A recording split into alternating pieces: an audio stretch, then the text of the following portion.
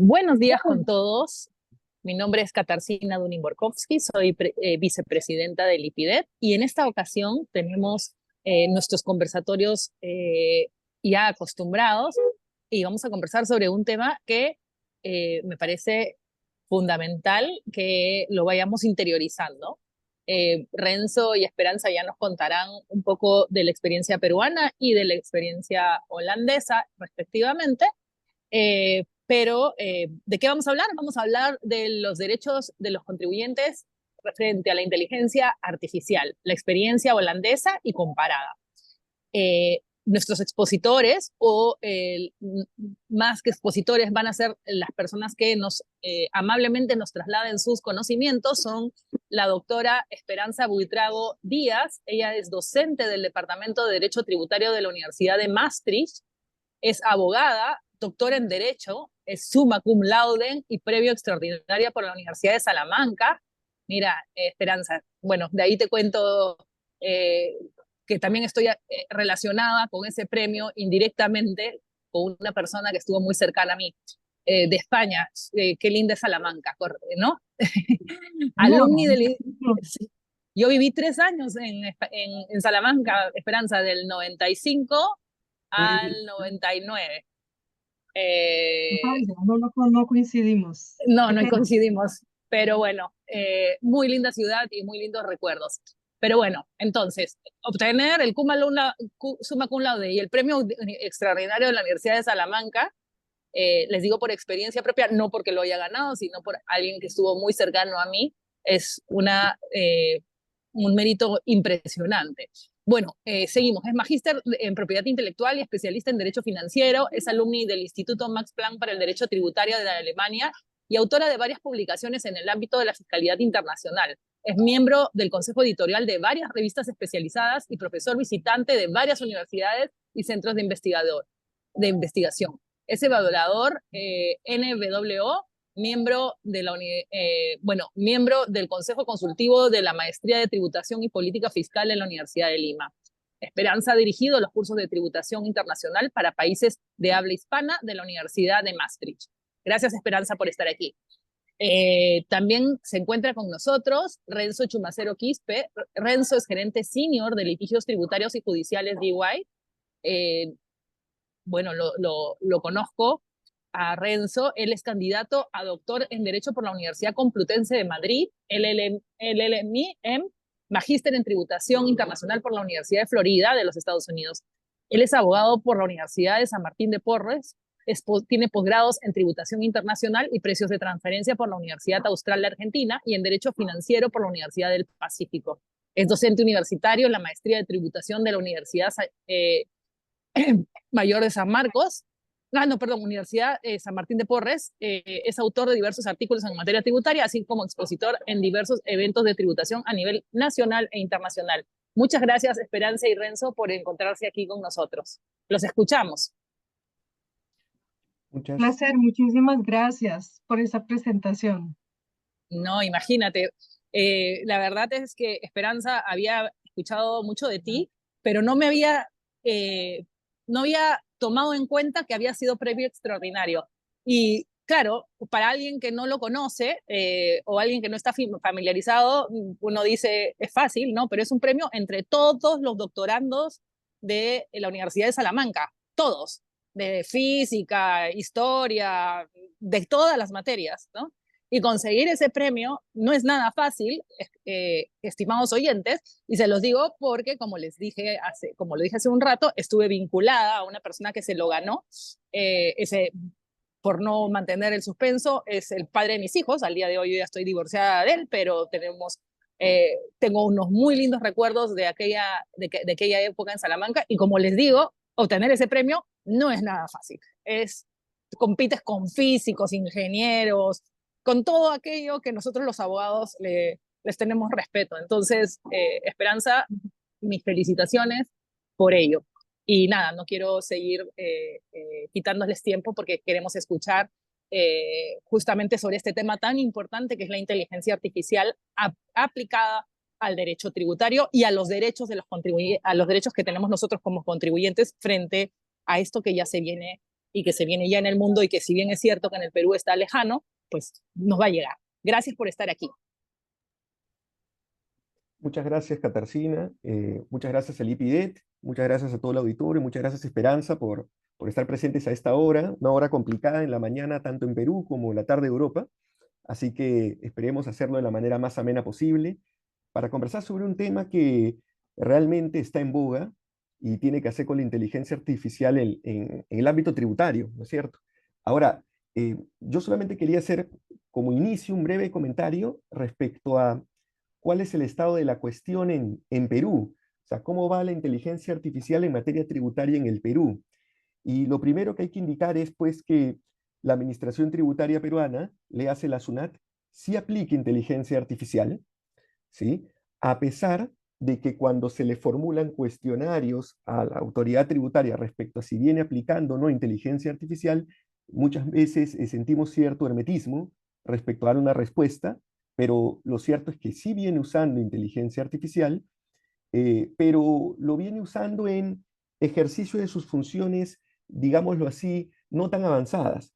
Por ejemplo, en el campo de la asistencia al contribuyente, la SUNAT utiliza inteligencia artificial, concretamente a través de los chatbots, ¿no es cierto? El famoso chatbot Sofía, que 24/7 puede dar respuestas a determinadas preguntas en materia fiscal, y no solo respecto a asistencia al contribuyente, sino también respecto al fomento del cumplimiento de las obligaciones tributarias.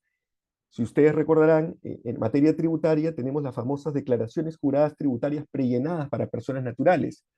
Eso también es un uso de inteligencia artificial. Ya tienen toda la información y existe la determinación del impuesto a la renta por parte de la persona natural, la cual discrepará o aceptará. También, como parte del fomento y cumplimiento de las obligaciones tributarias, la SUNAT utiliza inteligencia artificial en estos famosos mensajes pues, que les llegan a los contribuyentes cuando, por ejemplo, tienen un gasto, ¿no es cierto?, que no está asociado al giro del negocio. Existe un mensaje de alerta de que ten cuidado de que no estaría cumpliendo el principio de causalidad para que el gasto sea deducible, o también, por ejemplo, cuando los ingresos generados están por debajo de la mediana del sector económico al cual pertenece el contribuyente. Entonces, eso es el uso al día de hoy, dentro de lo que conocemos, por parte de la zona de la inteligencia artificial. Está pendiente, pues, que como otras administraciones tributarias, la SUNAT también comience a utilizar inteligencia artificial, por ejemplo, en la lucha contra el fraude fiscal, a través del etiquetado de los contribuyentes o a través de la resolución de controversias. Este es un punto algo crítico, pero en algún momento vendrá, ¿sí? Entonces, eso es lo que viene con la administración tributaria. Utiliza inteligencia artificial para labores sencillas, no para las más avanzadas, como resolución de controversias ni lucha contra el fraude fiscal. Legislativamente tenemos una ley y un reglamento que está en proyecto, y ese reglamento que está en proyecto está sujeto a consulta y cuyos comentarios pueden ser llegados hasta este viernes, ¿sí? Que en buena cuenta centran al ser humano como el centro de todo y que se debe respetar sus derechos fundamentales, pero no existen muchos mecanismos tampoco en detalle de cómo combatir cualquier riesgo que pueda afectar esos derechos. Entonces, ese es el estado de la cuestión. Una ley y un reglamento que está en proyecto y sujeto a consulta pública y centra al ser humano como el centro, valga la redundancia, cuyos derechos se deben respetar ante el uso de esta tecnología, pero sin ningún mecanismo específico. Entonces, ese es el estado de la cuestión al día de hoy en Perú en lo que respecta a la inteligencia artificial en materia tributaria. Entonces, dicho esto, y como podrás apreciar, Esperanza, no tenemos pues a la fecha en el país una legislación consolidada, ni mucho menos jurisprudencia, porque todavía estamos, como quien dice, en pañales, coloquialmente hablando, en lo que respecta a la inteligencia artificial. Esperemos en un futuro si tengamos casuística, ¿no? Pero al día de hoy no la tenemos. La pregunta es entonces, Esperanza, ¿sucede lo mismo en Holanda? ¿Cómo es la experiencia holandesa en lo que respecta a la aplicación de la inteligencia artificial en materia tributaria? Renzo, muchísimas gracias a ti y a Lipidet por esta invitación extraordinaria. Realmente a mí me hace muy feliz estar de vuelta en Perú desde la distancia y a través de Lipidet, con el que he colaborado en algunas actividades en el pasado, pues para compartir unas ideas en este tema que, como tú bien indicas, es un tema un poco oscuro, es como la caja negra de un avión, ¿no? en la que no sabemos bien ante qué fenómeno estamos. Entonces, frente a tu pregunta específica de si la situación en Holanda es igual a la que existe en Perú, tengo que decir que sí y que no. Que sí, en la medida en que todas las administraciones tributarias, desde ya muchísimo tiempo, ¿no? Tienen acceso a información de los contribuyentes por diferentes fuentes. Es información que además cruzan, ¿no? Con entidades financieras, con entidades particulares, con muchísimas personas y de la que por supuesto se valen para la determinación sobre el cumplimiento de las obligaciones tributarias por parte del contribuyente.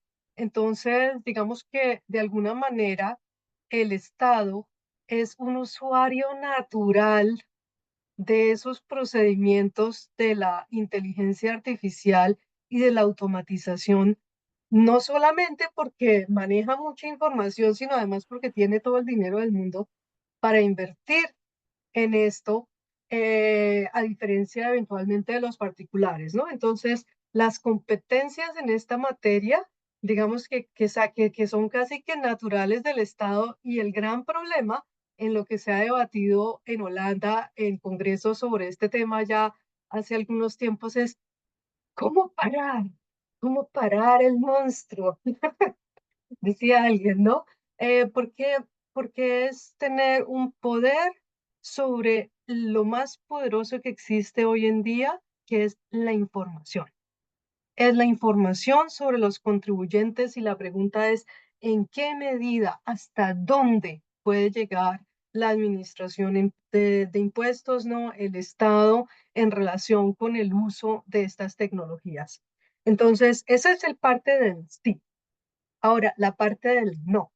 Es un poco porque se ha ido un paso más allá. Ya existen casos, existe jurisprudencia que tiene que ver con los diferentes procesos de automatización y del uso de la inteligencia artificial, no solamente en casos del derecho penal o en casos sobre las infracciones de tránsito y tratar de generar perfiles de riesgos y demás, ¿no?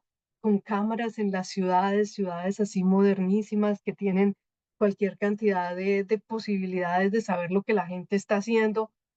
No, no solamente en esos aspectos generales, sino que existe ya jurisprudencia y casos muy serios, muy interesantes en relación con estos problemas en la administración tributaria.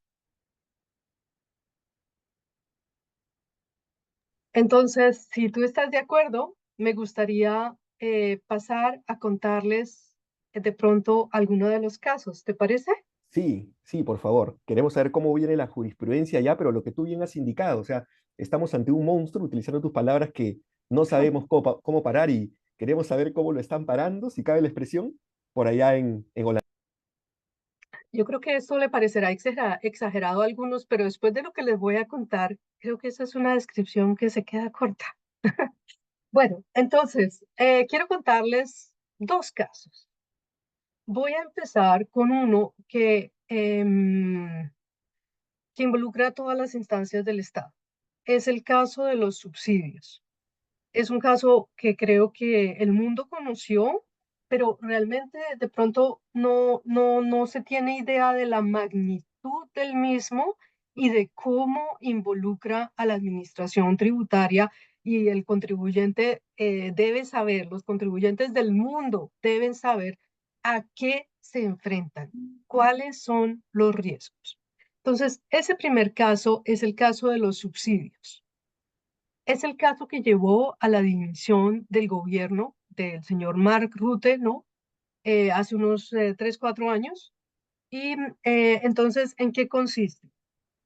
Entre el 2004 y el 2019, las autoridades fiscales solicitaron a las familias, a los padres de familias, que devolvieran un subsidio por cuidado de niños que se maneja por la administración tributaria. Ese subsidio, así en grandes rasgos, es un subsidio que concede el Estado, ¿no? Para que los niños, para que se garantice la igualdad de los niños frente a cualquier cantidad de prestaciones, ¿no? Donde no alcanza a llegar el Estado, que los niños tengan vacaciones, que tengan condiciones de igualdad, que tengan posibilidades de alguna recreación, una buena alimentación en casa, cosas así. Eso creo que no existe en nuestros países, pero bueno, no sé. Lo cierto es que a 232 padres se les suspendieron los subsidios por sospecha de fraude. Y esas familias recibieron dos cartas. La primera les dice que ya no van a recibir más el subsidio y que, por el contrario, lo que les habían dado no era algo a lo que no tenían derecho y les solicita el reembolso. La segunda carta solicita información y les informa pues que están incumpliendo, la falta de cumplimiento. Esto pues, esto de que no recibirán el subsidio y la solicitud de reembolso no es cualquier cosa, porque en muchos de estos casos les estaban pidiendo a familias que tenían 4 o 5 hijos que devolvieran en cuestión de un mes 20.000 euros, ¿no? Entonces, eso ponía a las familias bajo mucha presión. Y obviamente, viniendo en el sobre azul, que todo el mundo sabe, es de la administración tributaria. Los sobres que llegan, las cartas de la administración tributaria, vienen en sobre azul y todo el mundo les tiene pánico. Lo cierto es que, ¿qué consecuencias tienen estas cartas? Pues que las familias tienen que devolver el contribuyente, ¿no? Tiene que devolver una cantidad excesiva, considerada excesiva del subsidio por cuidado infantil, y algunos de ellos no tenían cómo pagarlos, algunos se endeudaron, muchos empezaron a tener problemas de salud, algunas familias entonces por no poder proveer a las cargas del hogar, entonces empezaron a tener tensiones, algunas les fueron quitados los hijos. Lo cierto es, pues esto pues fue terrible, ¿no? Socialmente. Y además, la administración de impuestos les decía que eran defraudadores. Entonces, el rótulo actual, ¿no? Que es un estigma que se lleva por el contribuyente en nuestros días, este de ser defraudador o de ser un abusador de las normas, aquí se llevó directamente a las familias, pues con consecuencias sociales importantes porque te dicen que eres un defraudador, entonces eso genera también un rechazo social, ¿no? Pero además de eso, entonces se incrementaron las auditorías, especialmente respecto de 11.000 personas que eran de origen no holandés, básicamente en razón de su origen. Luego, ya en cuanto a la dimensión institucional, entonces digamos que tenemos que es claro que la autoridad tributaria pues hizo uso de la información que tenía, lo que estaba por verse era cómo, ¿no? Y lo hizo pues a través de algoritmos para evaluar las solicitudes de subsidio por cuidado de niños en busca de inexactitudes y de posibles fraudes. Este caso involucró además pues a los jueces, ¿no? Lo que pues es normal porque se buscaba la recuperación pues de esa cartera, la recuperación de la totalidad del subsidio. Luego, entonces en la parte institucional estamos hablando en una primera instancia de la administración, luego de los jueces. Ya en breve les voy a contar un poco más del caso. Pero ¿cómo llegó este caso a ser de conocimiento del mundo?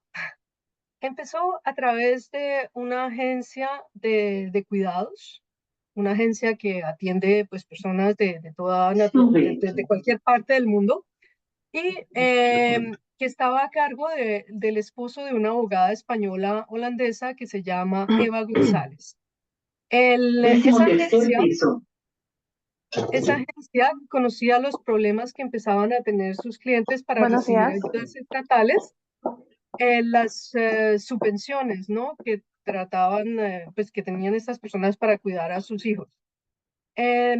En la medida en que ellos empezaron a recibir estos casos, entonces esta señora Eva González empezó a aconsejar a los clientes en una agencia muy cerca de acá, en Eindhoven, para que le enviaran los documentos que solicitaba la administración tributaria.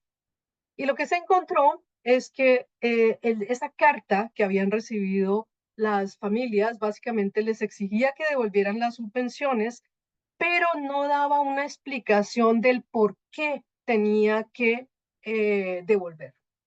Y cuando la gente se comunicaba o cuando se comunicaban con la administración de impuestos, la administración de impuestos no podía dar una respuesta del por qué tenían que devolver esos subsidios. Simplemente les bloquearon las acusaciones y la única posibilidad era la de recurrir, agotar la vía gubernativa e ir, obviamente, a las autoridades judiciales.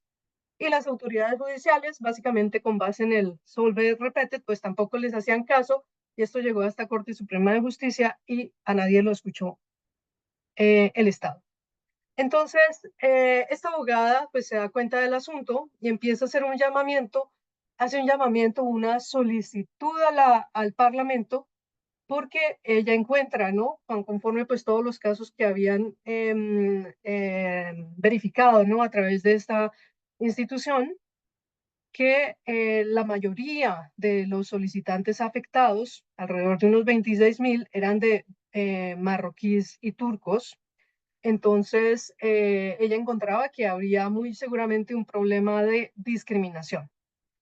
En el año 2020 se crea una comisión parlamentaria de información y divulgación pública para evaluar la base jurídica de la discriminación y encontraron que existían varios errores provocados pues, tanto por la administración como por las autoridades en Holanda. En diciembre de 2020, la Comisión de Investigación Parlamentaria sobre estos subsidios presentó un informe que tituló Una injusticia sin precedentes.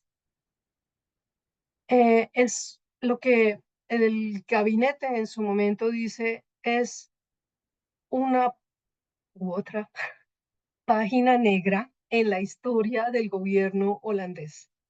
Em, una, una página negra, un caso terrible en el que confluyeron una cantidad de combinación de factores, de acciones sesgadas, bias, ¿no? Y ante las cuales el Estado se hizo el sordo y llevó a las familias a la miseria. Esto hace que el gobierno se disculpe y dimita. Entonces Holanda se queda sin gobierno, ¿no? Se queda Mark Rutte, se lo ve todo el mundo en la televisión, cuando sale de su despacho, se va en bicicleta hasta el Palacio Real para llevar su dimisión por este caso. ¿Por qué? Porque el Parlamento encontró que habían existido tantas fallas que se había atentado contra el Estado del Derecho y el gobierno no había hecho nada. Entonces, de esa manera, ellos asumen la responsabilidad política. La división, entonces, era la única opción que el gobierno encontró en su momento para tantos errores en todos los niveles del Estado y que no se podría permitir que esto volviera a pasar. Sin embargo, como les decía al inicio, la administración de impuestos no obró sola. La Comisión de Investigación Parlamentaria que investigó el caso de estas prestaciones concluyó que los jueces administrativos tampoco ofrecieron a los padres implicados la protección jurídica necesaria. ¿Por qué sucedió esto? Porque la administración de impuestos tenía una teoría que es lo que nosotros conocemos como el solve et repete. Me devuelves lo que me debes, te atiendo. Si no me devuelves todo, no te atiendo, no te escucho. Y resulta que esa explicación del todo o nada de la hacienda pública, tanto a la vía de la, gubernativa como en la vía judicial, pues llevó a que los jueces tampoco escucharan. Y esto fue avalado por el Consejo de Estado holandés en su momento. De suerte que era la interpretación que los jueces daban, y que según el informe que realizó el Parlamento, pues obviamente tiene una justificación muy clara para el Estado. Y era que, eso es muy interesante, ¿no? Que los jueces no le querían dar falsas esperanzas a los padres, porque una sentencia diferente podía ser revocada en apelación y entonces tendrían que pagar de todas maneras. Y también la otra todavía más olímpica es porque pues las normas jurídicas deben garantizar la igualdad y en consecuencia se deben aplicar de la misma manera en todo el país. Así que esto es lo que encuentra el informe, ¿no? Se produce la división del gabinete. Luego entonces lo que el presidente del comité de investigación denunció en su momento era un sistema como un proceso masivo sin margen para matices, ¿no? Sin margen para matices quiere decir sin margen para una justicia del caso por caso, ¿no? La justicia del derecho que se quería. Entonces, allí se ve que tanto la administración de impuestos, los ministros, los diputados, los funcionarios, los jueces, todos tenían una parte de la responsabilidad y pues había que hacer ya algo, ¿no? Entonces se toman algunas medidas, ¿no? Para tratar de reparar la situación a las familias. Esas medidas básicamente es que la administración de impuestos tenía que contratar más gente para revisar la totalidad de los casos y a muchas de estas familias, ¿no? Que se les obligó y que tuvieron consecuencias graves, pues les dieron unas compensaciones casi que de carácter inmediato, ¿no? Y todo pues sujeto pues a las revisiones que les va a hacer la misma administración de impuestos. Em, entonces, digamos que esa es la magnitud del caso y la gran pregunta que ustedes estarán haciendo, ok, ¿cómo viene esto en relación con la inteligencia artificial y la discriminación por algoritmos, etcétera? Entonces, básicamente se presentan las dos situaciones. La primera situación en la cual existe la obligación de reembolsar simplemente porque así lo dice el algoritmo. ¿Por qué? Porque en esa carta que le mandaban a los contribuyentes que les mencionaba a ustedes, pues no comunicaban, porque no podían comunicar los motivos ni los fundamentos de la decisión, ¿no? Era simplemente porque así lo decide el algoritmo. Y no había habido una mediación de intervención humana. No había mediado un ser humano en esa decisión. Y frente a estas mismas, pues en tanto que todos fueron etiquetados como defraudadores, pues entonces tampoco había habido tratamiento individual. El segundo aspecto de este caso, ¿no? Interesante frente a estos desarrollos de inteligencia artificial era la segunda situación, ¿no? Y era que 11.000 personas eran de origen no holandés y estas personas fueron objeto de auditorías más exhaustivas. Eso es algo que apareció en su momento en las noticias, ¿no? Como algo crítico, y es que en un determinado momento, después de que se sabe este perfil de riesgo, el director de la administración tributaria decide, pues listo, pues nos vamos a por los extranjeros y los holandeses no, ¿no?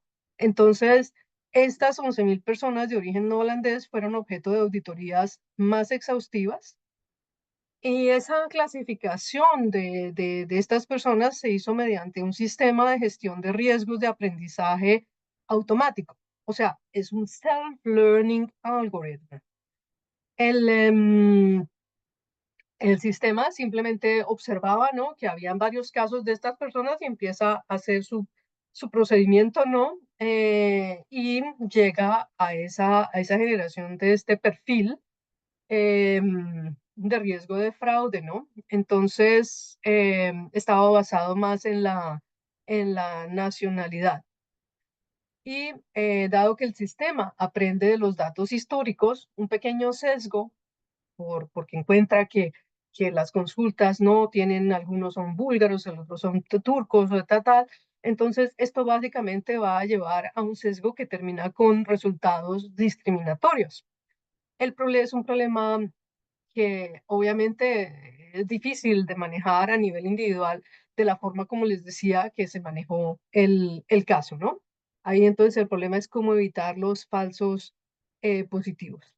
Frente a esto, pues obviamente ustedes verán varios problemas que surgen, ¿no? En relación pues con estas cajas negras, con este etiquetado de fraude que llevamos o que llevan hoy en día los contribuyentes cada vez más en diferentes casos.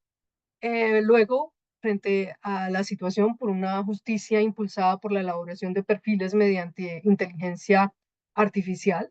Luego, además, la adopción de decisiones, o sea, del enviarle una carta al contribuyente solicitando una devolución simplemente porque el algoritmo lo dice, ¿no?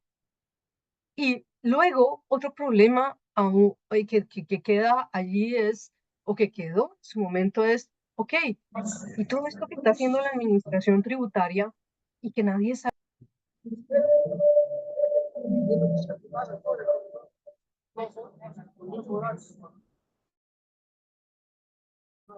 Disculpen, creo que hay unos micros prendidos. No sé si podrían, por favor, apagarlos para que Esperanza pueda continuar.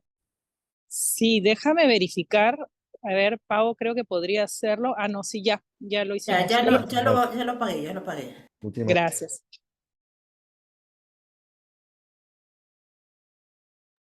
Esperanza, puedes continuar.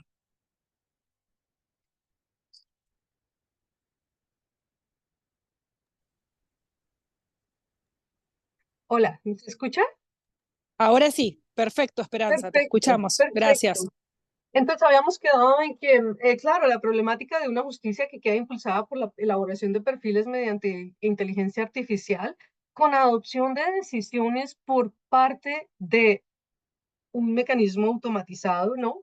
Y luego el otro problema es, ok, y en el marco de un Estado de Derecho, ¿cómo hace esto la administración de impuestos sin que nadie se hubiera enterado, ¿no? Entonces, obviamente todo eso se suma a la gravedad de lo que sumaba, pues el papel, ¿no? De estos subsidios a nivel ya de social, ¿no? Entonces, ese es el primer caso, Renzo, ¿no? Que te puedo contar en el que quedan esos temas allí y luego frente pues a lo que nos queda a los contribuyentes la sensación de que estamos súper desnudos frente a la administración tributaria y que pasan muchas cosas sin que ni siquiera nos enteremos, en que hay un acceso a la información, ¿no? Que es además de carácter legal, porque la administración tributaria tiene, pues, por ley, ¿no? Acceso a la información y entonces vienen las preguntas, ok, y entonces, ¿será que esas facultades, esos poderes que tiene la administración tributaria se aplican en exclusiva respecto del mundo tradicional como lo conocemos? ¿O será que también le aplican a este tipo de nuevas realidades, como la inteligencia artificial y los algoritmos? ¿Será que se necesitan disposiciones especiales o será que es posible lidiar con ellas con la normativa que tenemos a efectos de buscar una proporcionalidad en el uso de la información? ¿Cuál es la medida? Cómo debe ser el impacto, ¿no? De las normas sobre confidencialidad, de los derechos del contribuyente en relación con la toma de decisiones automatizadas por la administración tributaria. Luego, luego si debe el contribuyente conocer ex ante, ¿no? Antes de todo esto, que todo esto está pasando, o si eso es algo sobre lo cual la administración se puede guardar el secreto. Entonces, digamos que todo esto quedó allí al descubierto, ¿no? Con este caso. Entonces, creo que ahí te dejo una respuesta, ¿no?, sobre uno de los casos que han habido con la administración tributaria frente a tu pregunta de si la situación es la misma o no. No, muchas gracias Esperanza por la claridad, por este caso que nos comentas. Sin duda la situación no es la misma, sin duda la situación no es la misma. Es muy lamentable lo ocurrido allá, incluso supuso la renuncia del gobierno, como bien lo has indicado. Y realmente, o sea, he escuchado con mucha atención todo lo que has indicado y realmente surgen muchísimas preguntas, como conversábamos previamente, ¿no? Antes de esta sesión, y probablemente por el espacio de tiempo, tal vez, sí quisiera formularte algunas preguntas, pero muy puntuales, tal vez para dejar ideas generales del caso, porque este caso tiene, creo que para hablar horas y horas, única y exclusivamente, ¿no es cierto? Entonces, tal vez una primera pregunta sería, y puede ser una simple, pero creo que puede dar ideas generales al auditorio, es la siguiente. Eh, Esperanza, ¿tú crees que en materia tributaria, porque es el ámbito que nos convoca, podemos hablar de que la inteligencia artificial puede reemplazar al ser humano o básicamente ningún problema de esto se hubiera generado si es que única y exclusivamente la inteligencia artificial no lo hubiera reemplazado al ser humano, sino por el contrario, hubiera sido solamente un punto de soporte, un punto de apoyo para que luego el ser humano pueda tomar una decisión? Entonces, ¿reemplazo de ser humano por parte de inteligencia artificial o solamente un punto de apoyo? No sé qué es lo que opinas y está muy asociado con el caso comentado. Gracias, Renzo. Sí, efectivamente es un tema central, ¿no?, en el caso, y que creo que de alguna manera la nueva ley europea sobre inteligencia artificial ayuda a resolver en la medida en que exige que sea punto de apoyo, ¿no? Que se necesite de todas maneras la intervención humana para poder decidir este tipo de casos. A mí, cuando yo vi este caso, ¿no? O sea, realmente lo que me vino a la mente fue esas reflexiones de la literatura que habla sobre este tipo de casos, ¿no? En los cuales ellos, muchos autores, ¿no? Asimov y otros, entonces se preguntaban, y bueno, y los derechos y las cosas que existían ya no aplican para estos casos. Entonces, porque le queda a uno la sensación, ¿no? De que entonces tras cada nueva realidad, entonces parecería que el derecho se queda atrás, que los criterios jurídicos ya no existen y este caso pues deja en descubierto algo que pues es fundamental tanto en la administración de justicia como en el desarrollo de la actividad por parte de la administración. Claramente, todos estos sistemas que ayudan a manejar toda esa información que recibe la administración tributaria deben ser única y exclusivamente un modo de apoyo, pero llegar a este extremo, ¿no? Como se llegó aquí por la administración tributaria, a que la decisión y toda la comunicación y todo sea guiada por estos sistemas de inteligencia artificial y automatización y demás, pues te da una idea de los alcances del Estado. Sí, correcto, correcto. Yo también estoy de acuerdo contigo. Creo que debe ser un punto de soporte y no debe reemplazar al ser humano. Y ahí podríamos evitar, digamos, muchas desazones, o no solo desazones, sino casos como el que ha ocurrido allá, ¿no? Ahora, Esperanza, y tomando el hilo de esa pregunta y tu respuesta, y te agradezco nuevamente por ello, siendo que debe ser un punto de soporte única y exclusivamente la inteligencia artificial y no reemplazar al ser humano, y es algo que has mencionado, a la luz de estos cambios, es que podría existir este nuevo derecho de que el contribuyente tenga que exigir que mínimamente la administración pública le diga que un determinado acto está utilizando, aunque sea un mínimo de inteligencia artificial. O sea, hay una posibilidad por parte del contribuyente de exigir ello.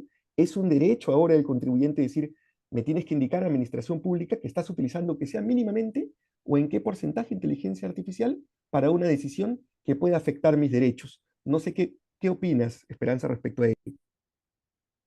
Pues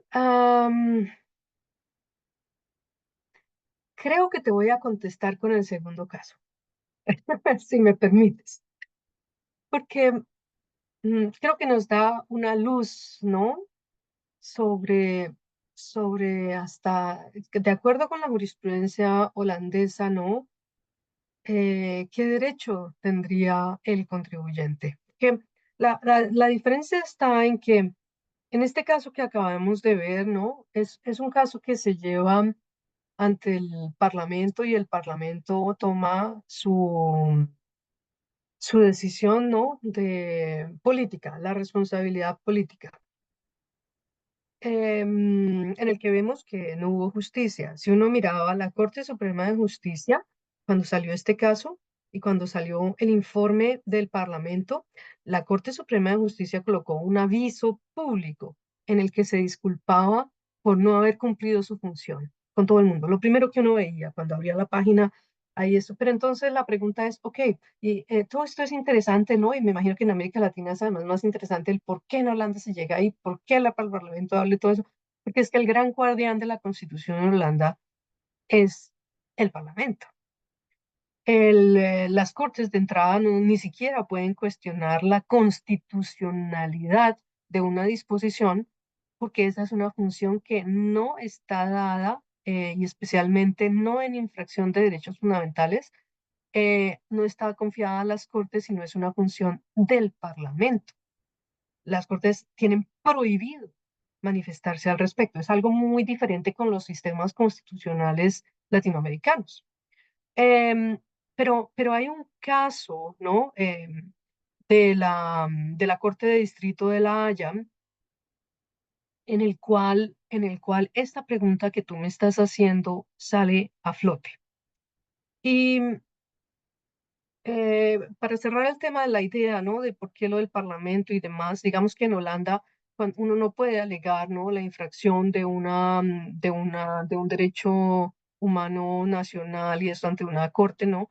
Ahí la única manera que uno tiene es de irse a través de infracción de derechos europeos o de pactos internacionales, ¿no? Pero bueno, volviendo a tu pregunta, existe una sentencia del año 2020 de la Corte de Distrito o el Tribunal de Distrito de La Haya, en el que el tribunal examinó si un sistema establecido por la Administración Tributaria holandesa para detectar diversas formas de fraude, incluidas las prestaciones sociales, las asignaciones y el fraude tributario, infringían el derecho a la privacidad del artículo 8 del Convenio Europeo de Derechos Humanos.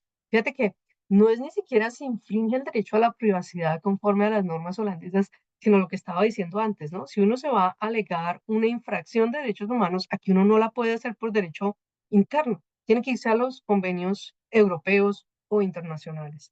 Entonces, aquí en este caso lo que se alega es la infracción al derecho a la privacidad conforme al artículo 8 del Convenio Europeo de Derechos Humanos. Y este sistema de indicadores de riesgos que se llama SIRI de la Administración Tributaria, que tenía como beneficiarios, ¿no? Una serie de organismos públicos que incluían, por ejemplo, las autoridades tributarias, las aduaneras, la Oficina de Inmigración, la Inspección de Asuntos Sociales y de Empleo, las entidades que manejan las pensiones, toda la vida económica de cualquier persona. Todas estas entidades, ¿no? Estaban contribuyendo pues de este sistema de indicadores de riesgo, para la generación de perfiles de riesgos, ¿no? Y digamos que en su momento se consideraba como el, el mecanismo más poderoso de la administración tributaria para detectar el fraude. Así se consideraba en su momento. Entonces, cuando el Tribunal del Distrito de La Haya revisa el caso que se presenta, llega a la conclusión de que esa aplicación, ese SIRI, no es lo suficientemente transparente y verificable. Em, y concluye que es ilegal, porque no cumple con el requisito establecido por el artículo 8 del apartado 2 del Convenio Europeo de Derechos Humanos, de que la interferencia con el ejercicio del derecho al respeto a la vida privada es necesaria en una sociedad democrática, lo que significa que tiene que ser necesaria, proporcionada y subsidiaria en relación con el propósito previsto.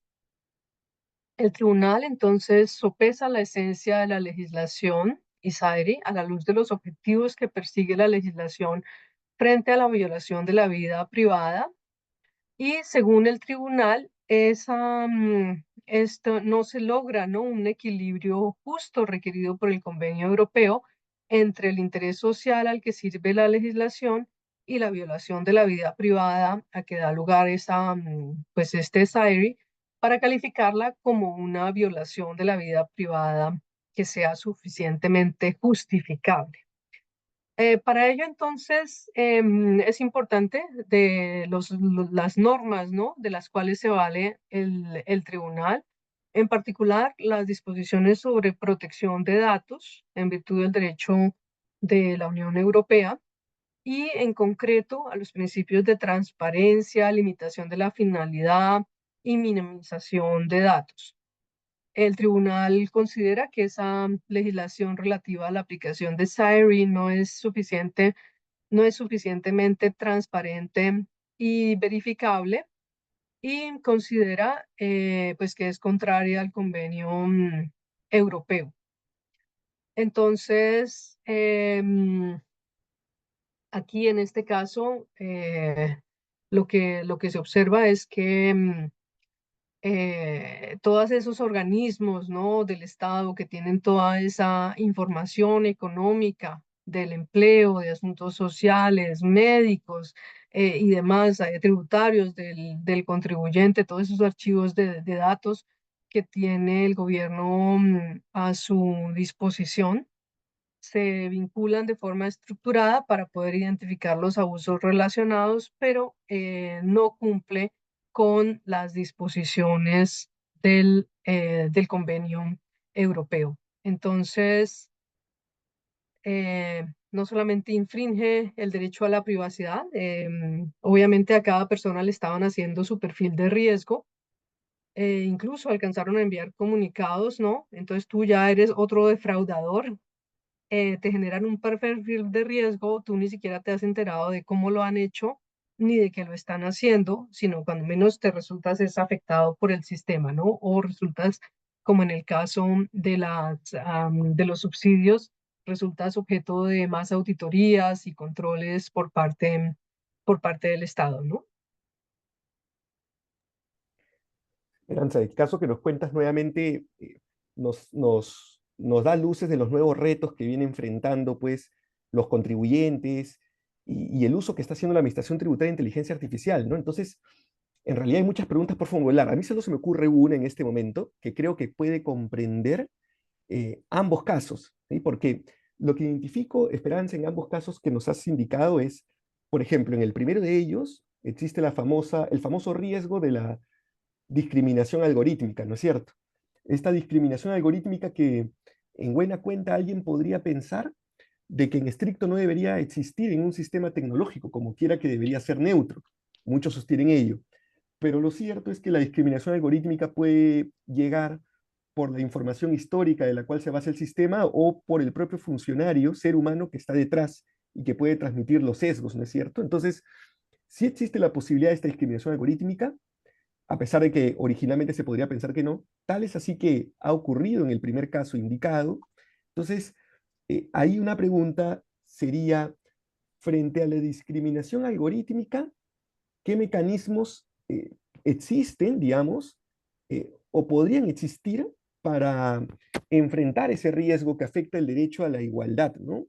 Por ahí hay auditorías, hay publicación de código fuente, certificaciones, pero ¿qué mecanismos se vienen manejando, ¿no? Y por otro lado, y un riesgo adicional que ha sido tocado en este último caso, el CyBiz, es el siguiente, ¿no? Es la famosa opacidad, ¿no? Esta famosa opacidad que puede implicar una transgresión al derecho de defensa del contribuyente, porque al final del día no sabe qué está ocurriendo. Entonces, la opacidad se puede generar, pues, por secretos comerciales, ¿no es cierto? Porque no se quiere revelar el funcionamiento del algoritmo para evitar que el contribuyente no salga del ámbito de aplicación, o también se podría generar por el famoso problema de la caja negra, ¿no? El black box problem, ¿no? Que también has comentado. ¿Qué mecanismos también tú consideras, Esperanza, que podrían existir para enfrentar este riesgo? Entonces, ¿qué mecanismos existen para enfrentar estos dos grandes riesgos a la luz del uso de la inteligencia artificial? El riesgo de la opacidad algorítmica y el riesgo de la discriminación algorítmica, que es transversal a muchos casos y transversal a los casos que nos has comentado el día de hoy. Renzo, pues sí, estos son temas de los que nos ocupamos en un curso, ¿no? Que damos una de las especialidades del máster en tributación internacional europea y en el cual pues justamente yo enseño pues todos los retos que traen estos aspectos frente a lo que yo considero es el corazón de la cuestión, y es el ámbito de el derecho a la intimidad, ¿no? Frente a las nuevas tecnologías y la conexión que tiene con las disposiciones tributarias relativas al acceso a la información, intercambio de información y posibilidades de uso de esa información. Entonces, digamos que vivimos de alguna manera un juego de fuerzas, ¿no?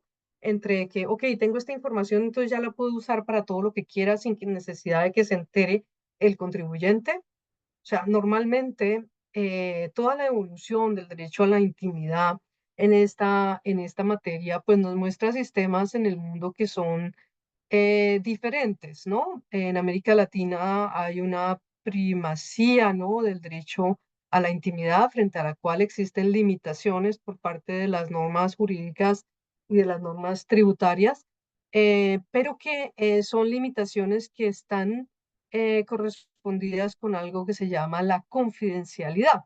Pero estas nuevas realidades aparecen como algo que traen una capa, ¿no? De mayor complejidad al cuestionarnos, ok, ¿y los usos, ¿no?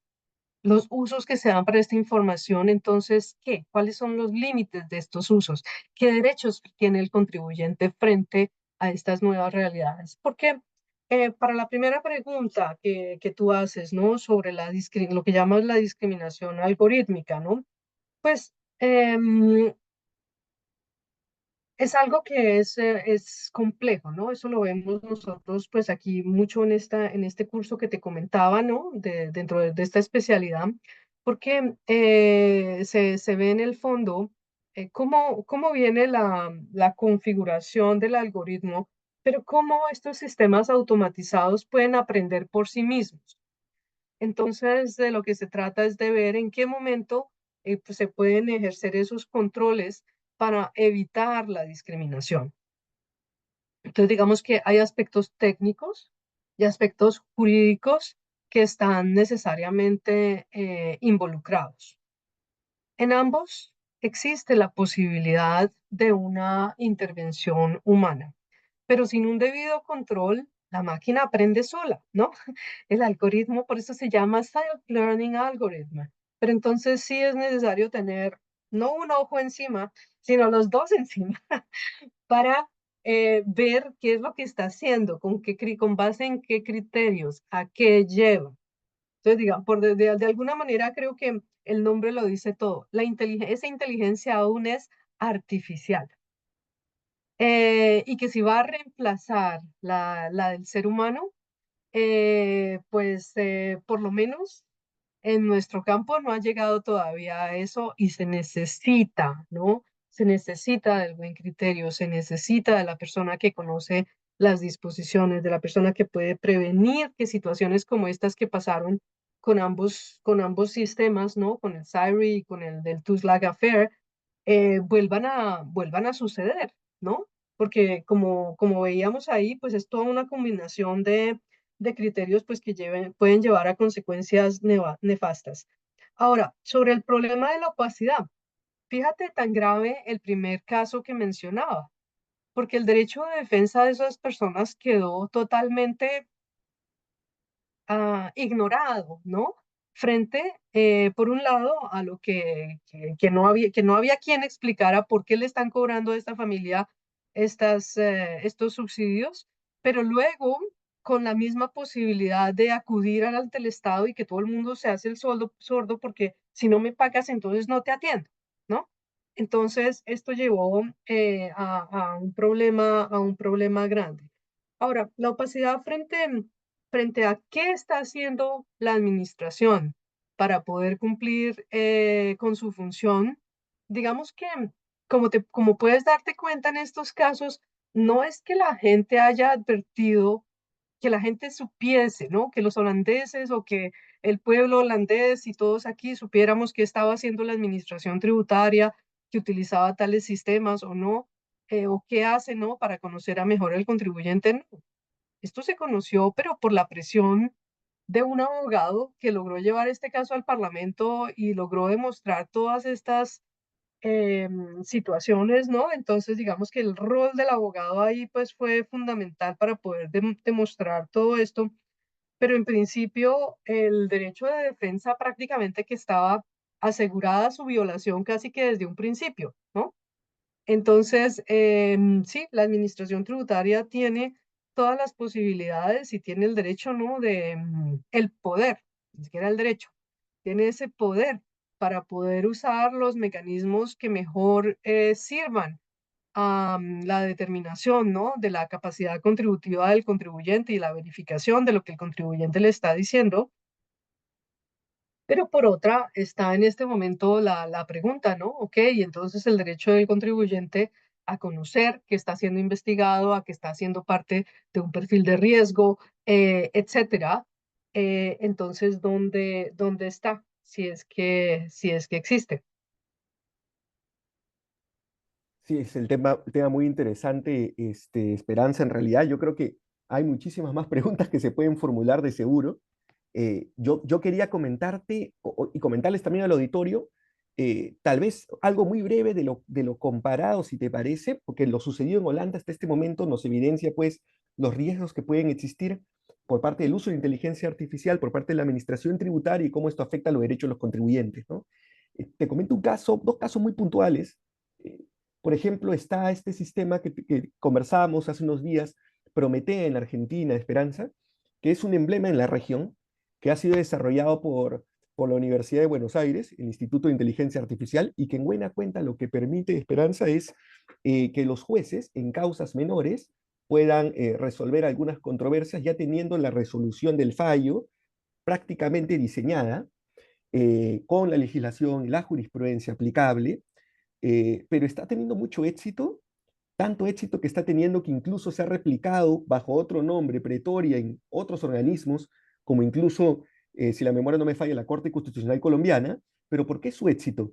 Porque si bien aminora los tiempos de los jueces para resolver, no está reemplazando al ser humano, ¿no? Sino está permitiéndole ser un punto de soporte para luego, en todo caso, el juez decidir si esta resolución diseñada por la inteligencia artificial es correcta o no es correcta y en consecuencia garantizar el derecho de los justiciados. Entonces, digamos, se aplica el tema de no reemplazo del ser humano, sino punto de soporte, ¿no? Ese es como un lado positivo que brevemente comento respecto a la experiencia comparada de la región argentina.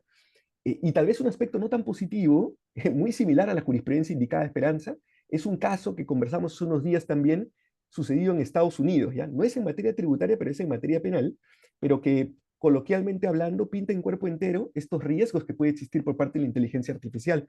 Y es un caso que se llama Wisconsin versus Loomis, ¿ya? Que para hacer la historia corta, básicamente, cuando un ciudadano en algunas cortes de Estados Unidos es condenado, para efectos de determinar la pena, existe un algoritmo que evalúa la probabilidad de reincidencia de ese delito por parte del sujeto. Y si es que existe probabilidad alta, la pena es más alta. Si la probabilidad es baja, la pena es más baja. El tema en cuestión es que esta probabilidad de reincidencia que tiene impacto en la pena es determinada por un algoritmo que se denomina COMPAS. Entonces, nuevamente la inteligencia artificial interviniendo. ¿Y qué es lo que ocurre en Estados Unidos? Y se parece muy similar, Esperanza, a lo que ocurre en Europa, lo que bien has indicado en Holanda. Al final hubo un señor que se llamaba Loomis, que dijo, mira, tú me estás determinando tal grado de reincidencia y tal pena, yo no sé en realidad bajo qué concepto, bajo qué criterios yo voy a impugnar, porque me estás vulnerando mi derecho de defensa, porque yo no conozco qué está ocurriendo. Existe una opacidad que transgrede mi derecho de defensa y la debida motivación de las resoluciones.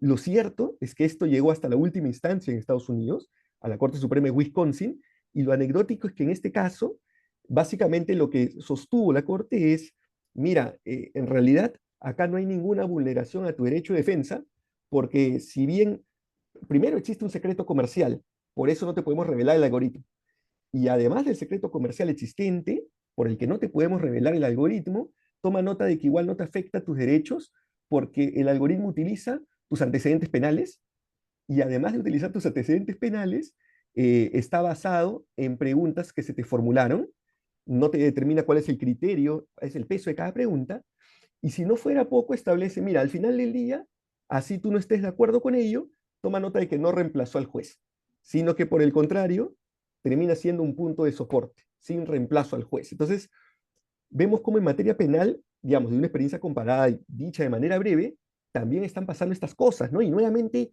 ahí yo te quería preguntar, tal vez, Esperanza, tal vez una última pregunta y luego para dejar el espacio al público, una pregunta y reflexión de tu parte, ¿no?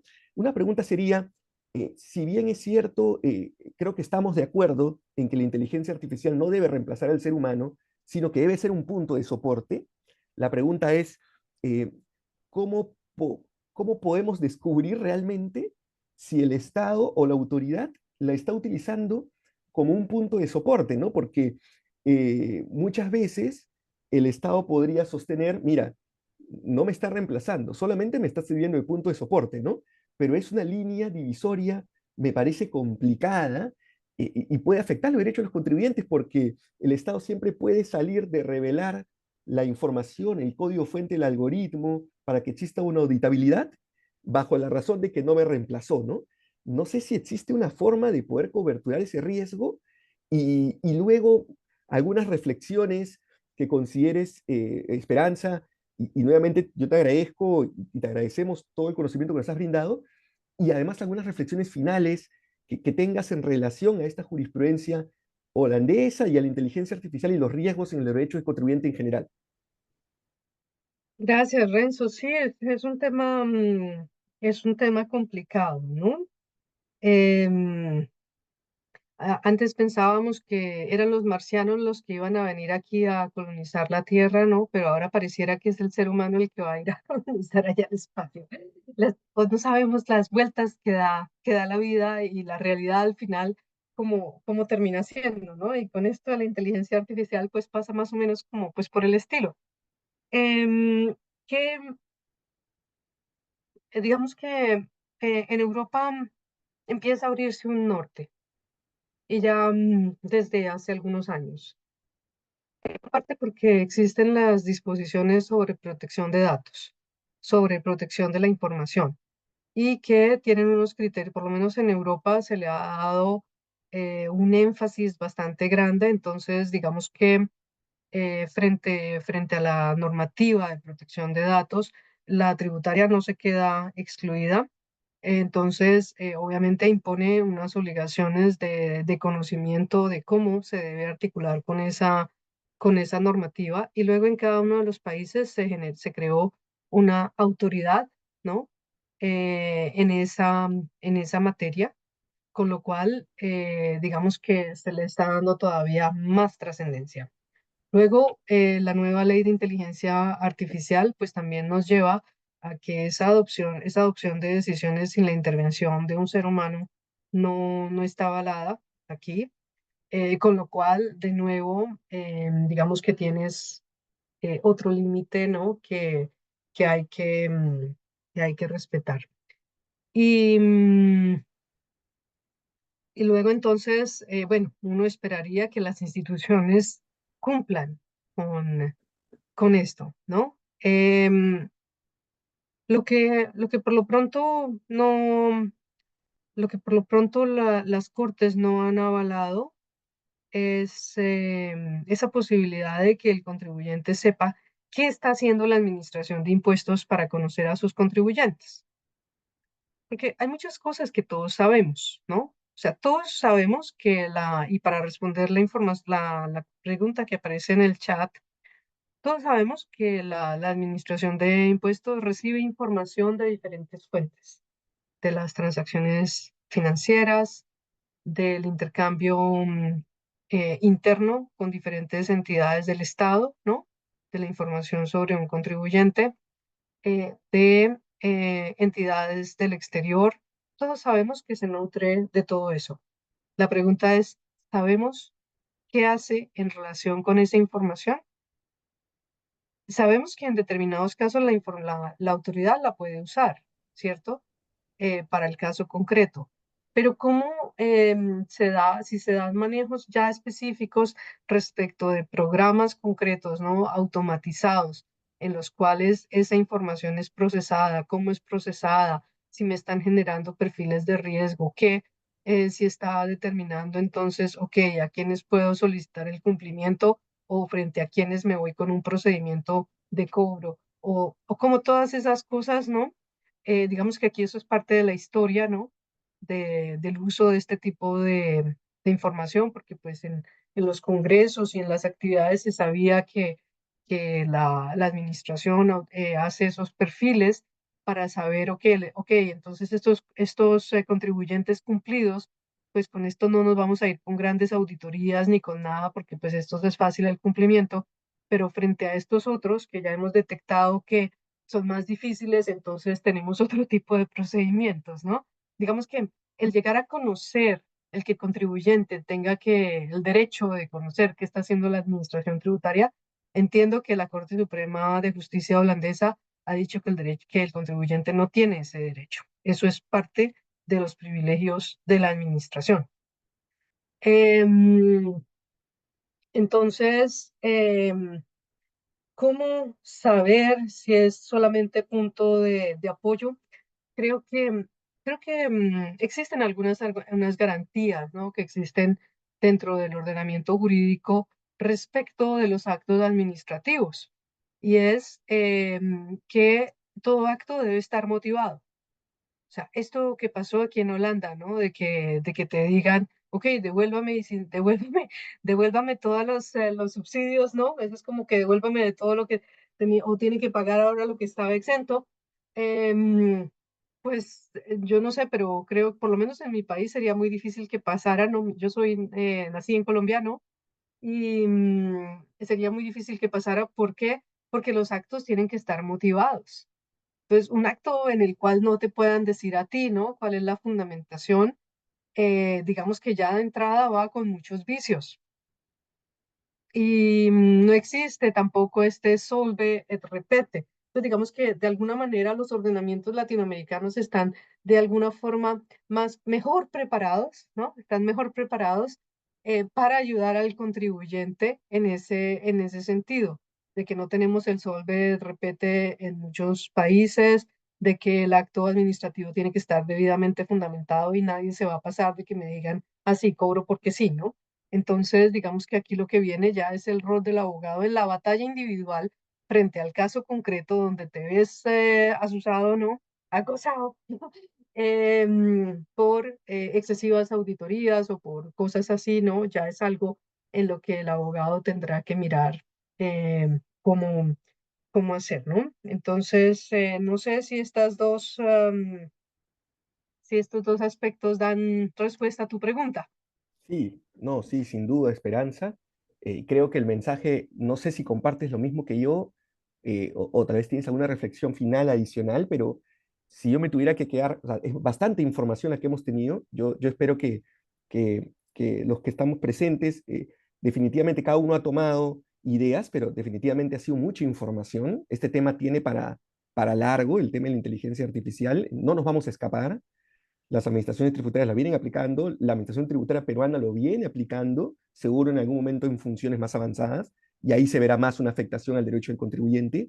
Como tú bien indicas, se va a echar mano a obra a los abogados para poder defender los derechos de los contribuyentes, pero yo me quedaría con una reflexión vinculada con que, o sea, no podemos parar el uso de la tecnología, ¿no? O sea, digamos, hay que abrazar este uso de la tecnología, pero lo cierto es que este uso de la tecnología, si bien lo tenemos que abrazar, pero no debemos de olvidar que en el centro está el contribuyente, que en el centro están sus derechos y que los mismos no deben ser afectados por el uso de la tecnología, ¿no? No sé si compartes esta misma reflexión final o tienes alguna reflexión final adicional, Esperanza, y para, bueno, dejar el paso al auditorio si es que tiene alguna pregunta, ¿no? Sí, yo comparto tu reflexión y a esto le agregaría algo que creo que es muy urgente en nuestros días y es que las decisiones han de ser individuales, ¿no? debe consultar el interés y las circunstancias particulares de cada contribuyente, porque la inteligencia artificial ayuda en procesos masivos, pero eso sumado a lo que estamos viviendo de, de este etiquetamiento del contribuyente como un defraudador, ¿no? En casos en los que los criterios ni siquiera eran tan claros, como por ejemplo lo que se llama en inglés el single principle en aplicación de convenios para doble imposición, em, para concluir que si en virtud de un convenio terminas no pagando en ninguno de los dos países, pues porque así llevaba la situación, entonces necesariamente estás frente a un defraudador, pues eso es algo que realmente hay que eh, pensarse con mucho cuidado, ¿no? Porque no necesariamente hay un defraudador detrás. Entonces, lo que a mí me parece, la tecnología no la podemos parar, la tecnología es muy útil, puede ser muy útil y es como todo, depende de cómo usas la tecnología. Un automóvil como tal es un vehículo de desplazamiento, pero también se puede convertir en un medio criminal, ¿no? Puedes matar a alguien con un automóvil, con intención o sin intención, igual te puede servir de arma, ¿no? De un crimen. La tecnología es exactamente lo mismo.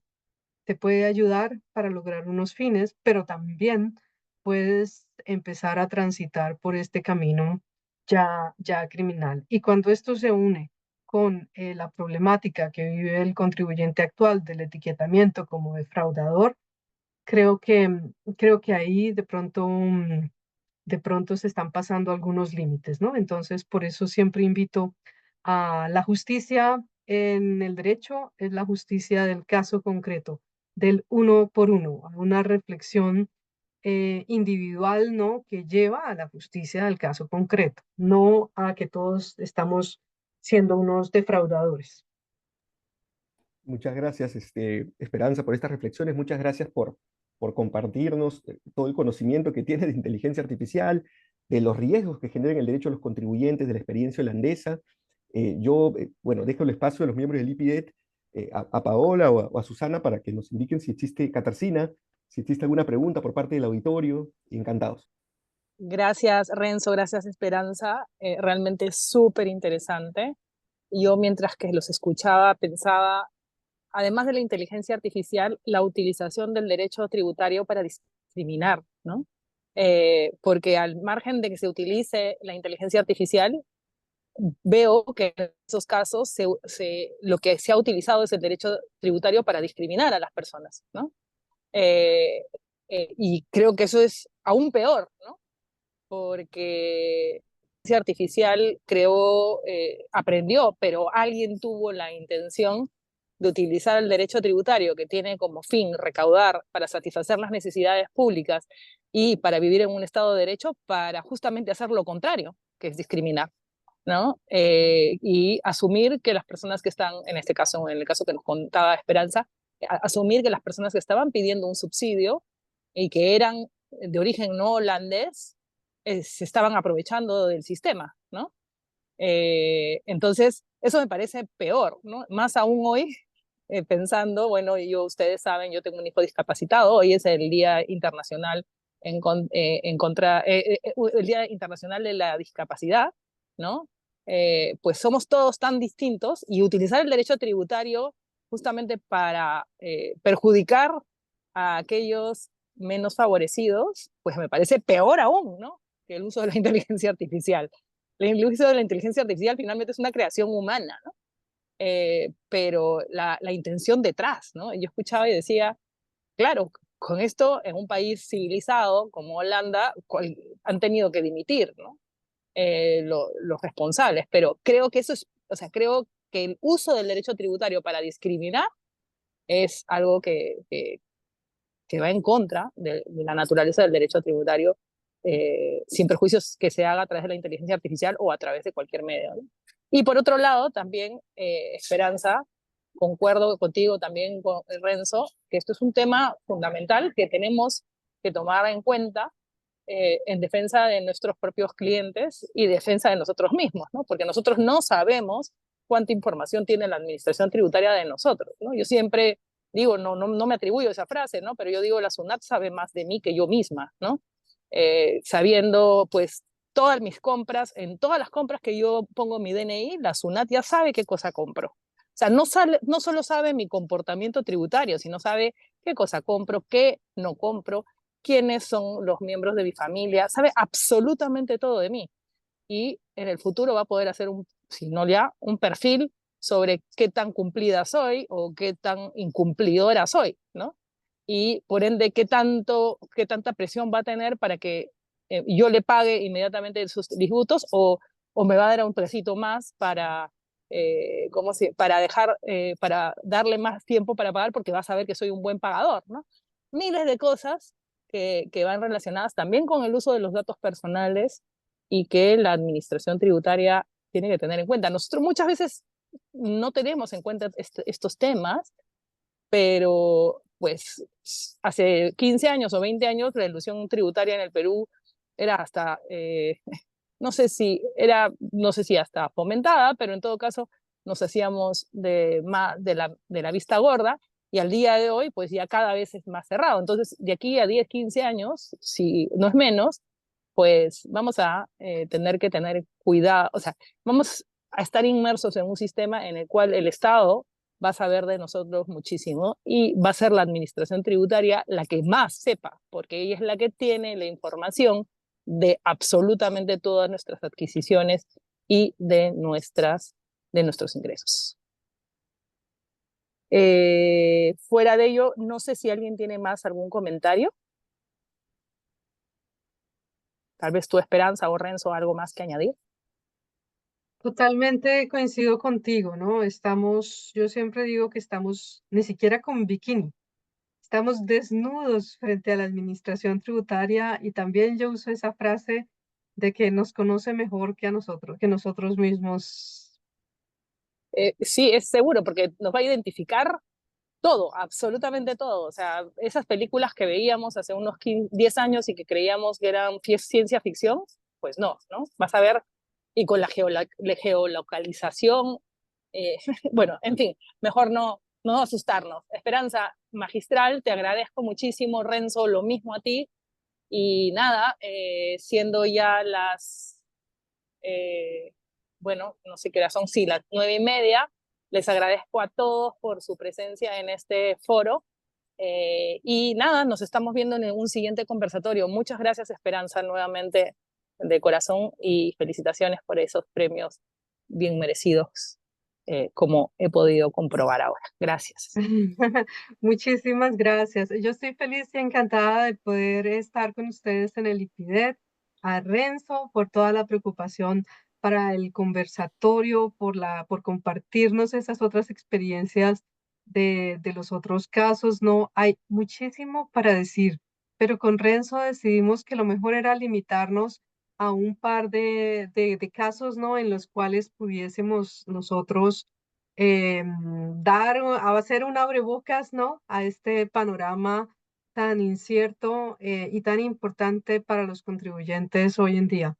Pues muchas gracias por estas oportunidades y confío en que tengamos muchas más. Muchísimas gracias, Esperanza. Por supuesto que será así y gracias a ti también, Renzo, por la disposición y para organizarse en todo esto. Muchas gracias. Un abrazo a todos. Hemos terminado. Nos Bueno, vemos pronto. hasta luego. Muchas Hasta luego. gracias a Hasta todos. luego. Aprovecho la oportunidad, perdón que les interrumpa, que ¿qué día es, Pao? El 12, ¿no? ¿El El cóctel? cóctel, sí. 12. Es El correcto, el día cóctel, 12. exacto, el cóctel de Navidad es el 12, es en mi casa.